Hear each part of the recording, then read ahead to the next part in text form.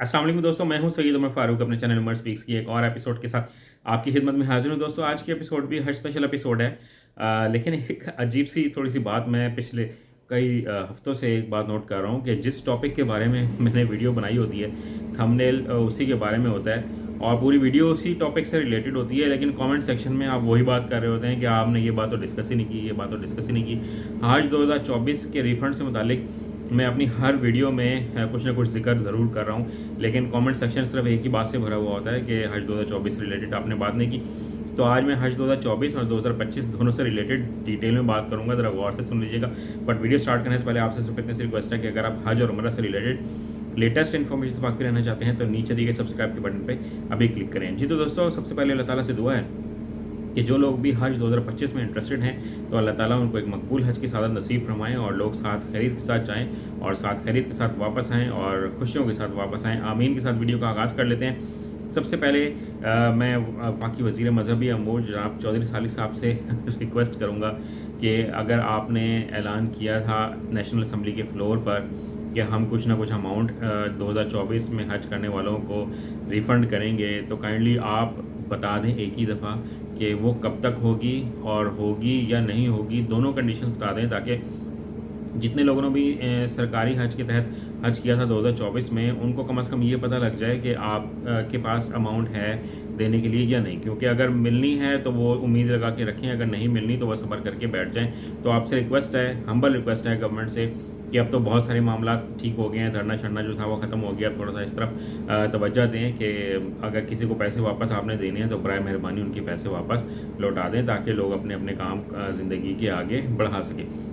अब मैं ज़रा 2025 हज से मुतालिक मैं बात कर लेता हूँ कि एप्लीकेशंस बहुत से लोग बार बार पूछ रहे हैं कि कितनी जमा हो गई हैं। तो 25,000 प्लस एप्लीकेशंस जो हैं वो अब तक सबमिट हो चुकी हैं। और अगर आप लोगों ने अभी तक एप्लीकेशन जमा नहीं करवाई तो दिन काफ़ी कम रह गए हैं। आज 27 नवंबर हो गई है, तो आपके पास अब ज़्यादा टाइम नहीं है एप्लीकेशन जमा करवाने के लिए। अगर आपने आईडी कार्ड और पासपोर्ट रिन्यू होने के लिए भी दिए हुए हैं या बनने के लिए भी दिए हुए हैं तो उनका जो टोकन है, जो रसीद है, उसके बिहाफ पर आप अप्लाई कर सकते हैं हेल्थ सर्टिफिकेट साथ लगा कर।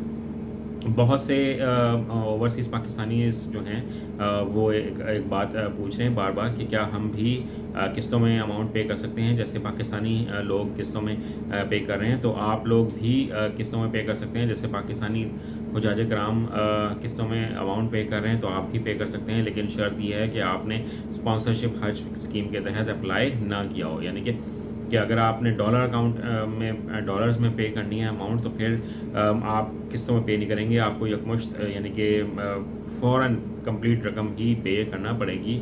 और आपको एक नॉमिनी जो है वो नॉमिनेट करना पड़ेगा। पाकिस्तान की जहाँ जहाँ एम्बेसीज़ हैं आप वहाँ पे जाकर अपना ये काम प्रोसेस करवा सकते हैं। वो बहुत सारी डिटेल्स जो शायद हम लोगों को भी नहीं पता, वो एम्बेसीज़ में, क्योंकि वो ओवरसीज़ पाकिस्तानियों के लिए डील कर रहे हैं, तो वहाँ से जाकर आपको बहुत ज़्यादा एक्चुअल डिटेल मिल सकेगी कि आपने किस तरह से अमाउंट जमा करवानी है। लेकिन ये बात कन्फर्म है कि आपने 4,225 के करीब डॉलर्स जो हैं वो जमा करवाने हैं। इसके अलावा अगर आप डबल बेड और ट्रिपल बेड लेना चाहते हैं तो उसकी अमाउंट जो है वो डॉलर्स में आपको अलग पे करना पड़ेगी।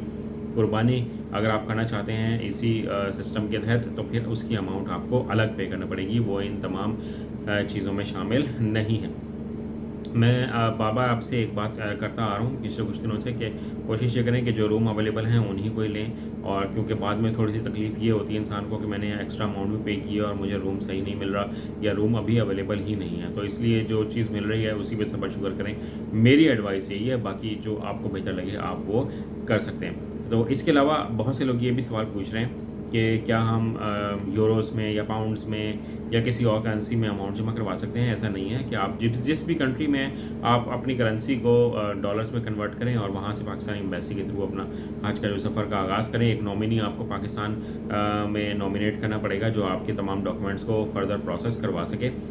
इसी के साथ साथ मैं आपको ये भी बताता चलूँ कि जो ओवरसीज़ पाकिस्तानी हैं उनके लिए हेल्थ सर्टिफिकेट अभी जमा करवाना कंपलसरी नहीं है। आपने जो आपके पास एक एफिडेविट एक बना के दे दें कि मैं बिल्कुल फ़िट हूँ, मुझे जितनी जितनी बीमारियाँ सऊदी हुकूमत ने पाबंदी लगाई हैं उन तमाम में से कोई भी बीमारी माशाल्लाह आपको नहीं है, तो बाद में फिर पाकिस्तान आकर आप एक हेल्थ सर्टिफिकेट बनवा कर वहाँ पर सबमिट करवा सकेंगे। बहुत से लोग ये भी सवाल पूछते हैं ओवरसीज़ पाकिस्तानी कि हमें अभी पासपोर्ट जमा करवाना है, अभी पासपोर्ट जमा नहीं करवाना, अदरवाइज़ इतने अरसे आप क्या करेंगे, हज तो जाके हम मई जून में जाके आपकी कहीं फ़्लाइट होगी, तो अभी से आपको ज़रूरत नहीं है। मैं एक और बात बताता चलूँ कि जो कोरोना वैक्सीन के मुतालिक आप बार बार सवाल पूछ रहे हैं, तो जो कोविड वैक्सीन है वो जनाब जो 65 साल से उम्र के ऊपर यानी कि 65 साल और उससे ऊपर की जो एज के लोग हैं उनके लिए कोरोना वैक्सीन लगवाना और उसका सर्टिफिकेट जमा करवाना कंपलसरी है। बाकी लोगों के लिए अभी कोई हिदायत नहीं है। 12 साल से कम उम्र के बच्चे नहीं जा सकते। आप लोग बार बार ये सवाल पूछ रहे हैं, तो ये तमाम डिटेल्स थी।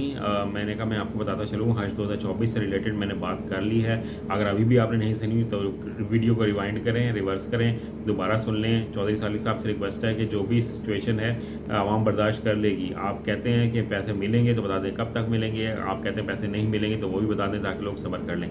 आज की वीडियो में इतना ही कहना था। चैनल पर करें तो चैनल को सब्सक्राइब कर लीजिएगा। हज पर चाहें तो मुझे अपनी दुआ में याद रखिएगा। अपने घरवालों का बहुत ज़्यादा ख्याल रखिएगा। अल्लाह हाफ़िज़।